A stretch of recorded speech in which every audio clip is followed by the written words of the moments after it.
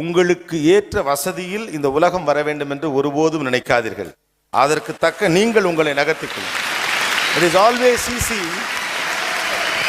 பேசிட்டு இருக்க ஒருத்தர் நடுவில் வந்துன்னா எனக்கு பார்க்க வசதியா இருக்கும் அப்படிங்கிறத விட ஈஸியான விஷயம் பேசிக்கிட்டு இருக்கவனை எங்கேருந்து பார்த்தா நமக்கு தெளிவா தெரியுமோ அந்த இடத்த பிடிச்சிக்கிறதுக்கு பேர் தான் புத்திசாலித்தனம். Because you can make me to move somewhere whichever is convenient to you.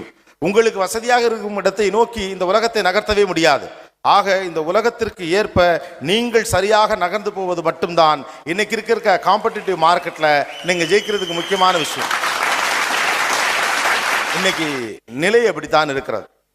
யார் வலுத்தவனோ அவன் கொஞ்சம் வேகமாக வளருவதற்கான வாய்ப்பை இன்றைக்கு இருக்கக்கூடிய பொருளாதாரம் நம்முடைய கையில் கொடுத்திருக்கிறது.